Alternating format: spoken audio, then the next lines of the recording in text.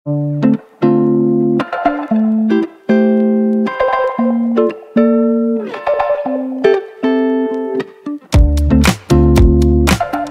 planter Indonesia. Assalamualaikum warahmatullahi wabarakatuh. Sebelum kembali ke rumah, izinkan The Brondol menjawab pertanyaan yang mungkin bisa berbagi bagi sahabat The Brondol semuanya. Bicara tentang pertanyaan dari sahabat The Brondol, apakah abu janjangan dan KCL sudah cukup untuk memenuhi kebutuhan unsur hara bagi tanaman kelapa sawit di gambut? Maka kita kembali lagi sahabat The Brondol, kita harus memahami bahwa yang namanya kelapa sawit membutuhkan 4 unsur hara makro. Ketika kita ngomongin abu janjangan kosong, maka kandungan tertingginya adalah kalium. Jadi kadar kaliumnya di angka 25-30%. Kemudian ada juga P2O5-nya sampai 5-7%. Ada CaO-nya juga sampai 5%. Magnesium oksidanya sekitar 3%-an. Hal ini ketika diberikan pada tanaman kelapa sawit, selain memberikan unsur hara kalium yang cukup besar, tapi dia juga akan meningkatkan pH tanah. Karena kalau kita ukur langsung yang namanya abu janjangan kosong itu pH-nya kurang lebih 12, sehingga dia akan menaikkan pH. Apakah di gambut cocok? Cocok. Jawabannya cocok untuk sebagai substitusi KCL. Kemudian pertanyaannya adalah abu janjangan kosong kemudian dicampur dengan KCL untuk gambut, berarti kita memberikan double K2O-nya itu double. Jumlahnya cukup besar. Sehingga kalau hal ini diberikan kepada gambut dalam jangka waktu yang panjang, maka fosfor yang berada di abu janjangan kosong ya mungkin akan bisa membantu ketersediaan P2O5 yang nanti akan bisa diserap menjadi H2PO4 atau HPO42 ini akan ada, bisa saja, nggak ada masalah. Tapi kita kembali lagi ke kebutuhan tanaman kelapa sawit itu kita harus memahami ada kalium, ada nitrogen, ada magnesium, ada fosfornya. Ketika kita hanya menggunakan abu janjangan kosong dan KCL, maka secara otomatis kita menggunakan kalium K2O yang cukup besar. Karena kandungan KCL 60% K2O, abu janjangan kosong sudah 25-30%. Cukup besar. Pertanyaannya, nitrogennya mana? Sebagai penyusun hijau daun, Pak Pendi, tapi abu janjangan kosong yang diberikan pada tanah gambut justru akan menghijaukan daun. Betul, awalnya. Karena abu janjangan kosong ini bersifat basah, maka dia akan menaikkan pH tanah. Dengan kenaikan pH tanah, unsur hara nitrogen yang dulunya nggak bisa diserap mungkin akan menjadi bisa diserap. Pertanyaannya, jika diserap terus sumbernya yang dari mana kita nggak tahu, tidak tahu. Maka harus ada penambahan kembali lagi unsur hara nitrogen dalam bentuk urea misalnya. Apakah ZA bisa Pak Pendi? ZA bisa, akan tetapi ZA 21% nitrogen dan 24% sulfur, karena rumusnya adalah NH42SO4 atau amonium sulfat, yang mana ketika ada sulfatnya dia akan bereaksi agak masam sampai asam, sehingga tidak cocok. ZA tidak cocok di gambut adalah Pendi yang ngomong tidak yang ngomong, karena dia akan mengasamkan tanah. Ketika kita tambah urea fine. Akan tetapi mungkin di sisi lain akan banyak pertanyaan, Pak Pendi, penggunaan nitrogen di gambut kan harusnya minim saja, karena bahwa perombakan bahan organik gambut yang semakin lama terdekomposisi sehingga terbentuklah gambut yang matang, maka nitrogen kan tersedia, betul, akan tetapi jumlahnya tidak cukup, Mas. Jumlahnya tidak cukup untuk mendukung pertumbuhan kelapa sawit. 1 ton tandan buah segar setara dengan 7 kg urea yang diserap. Maka kalau kita hanya mengandalkan dari dekomposisi bahan organik untuk bisa meriliskan nitrogen yang bisa diserap tanaman kelapa sawit, maka saya bilang tidak cukup angkanya, tidak cukup.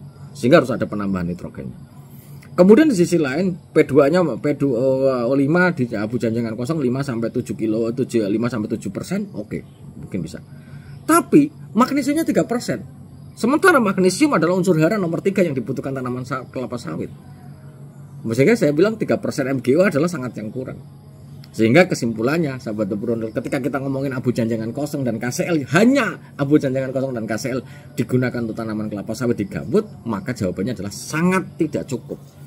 Dimana nitrogennya, ingat bahwa abu janjangan kosong 0 nitrogennya karena habis dari pembakaran. Kemudian kali KCL nitrogennya juga 0, maka harus ada penambahan nitrogen. Kalau saran saya sih menggunakan urea saja. Kemudian apakah masih perlu ditambah dolomit? Mau pakai dolomit boleh, pakai gistrit juga boleh. Di gambut sarankan, karena ini abu janjangan kosong bersifat basah, maka pilihan pakai gistrit juga hal yang boleh-boleh saja. Fosfornya bila ditambah boleh apa tidak akan sangat baik kalau ditambah. Kalau kita menggunakan abu janjangan kosong, fosfor 5-7% P2O5 yang terkandung di dalam abu janjangan kosong. Sementara kalau kita tergantung ke abu janjangan kosongnya mau berapa kilo kita pakai per pokok per tahunnya. Kalau kita hanya menggunakan 3 kilo dikalikan 5%, oh ya sedikit masih perlu penambahan untuk bisa memberikan kinerja terbaik bagi tanaman kelapa sawit untuk penyerapan. Karena penyerapan unsur hara dan air di tanah sangat membutuhkan fosfor sebagai bagian dari penyerapan itu sendiri, sebagai energi penyerapan. Sehingga jawaban untuk Brondol adalah sebagai berikut. Penggunaan kalium, KCl dan abu janjangan untuk tanaman kelapa sawit di gambut sangat tidak cukup, maka perlu ada penambahan unsur hara. Di sisi lain sahabat Brondol, abu janjangan kosong yang digunakan akan jauh lebih bagus adalah abu janjangan kosong yang dari pembakaran pabrik ke pembakaran pabrik, karena di pabrik janjangan kosong sudah janjangan atau tandan buah sekar mengalami sortasi, mesti yang bagus-bagus yang diolah di pabrik itu sendiri. Karena kalau misalnya kelapa sawit yang minim serapan unsur hara diolah juga pasti akan minim, walaupun ini belum ada penelitiannya, sampai dengan hari ini juga belum ada penelitian. Sehingga di gambut sendiri mungkin ada hal yang minus adalah banyak orang berpikir bahwa nitrogen yang tersedia untuk diserap tanaman kelapa sawit di gambut merupakan hasil dari dekomposisi. Maka sampai ada NPK gambut hanya N-nya 17, itu hanya 7% saja. Karena berpikir bahwa ada dekomposisi yang berjalan. Betul, dekomposisi gambut akan menghasilkan nitrogen, ya betul. Akan tetapi kecepatan dekomposisi di gambut kadang-kadang kita hambat dengan apa? Dengan adanya memanipulasi dari perombakan itu sendiri dengan cara memberikan sebuah kita melakukan pembatasan air. Air adalah batasan untuk dekomposisi supaya tidak ambles, karena kecepatan dekomposisi di gambut yang terlalu cepat akan berpengaruh terhadap turunnya gambut itu sendiri. Jadi yang namanya subsiden gambut adalah harus kita antisipasi, sehingga jangan sampai kita punya gambut seolah-olah tanamannya gantung semuanya, gara-gara yaitu semakin lama semakin turun. Itu sih intinya. Abu janjangan kosong adalah sebuah bahan yang bisa dipakai sebagai suplai dari kalium itu sendiri, walaupun dengan unsur hara yang lainnya, tapi yang paling utama adalah substitusinya.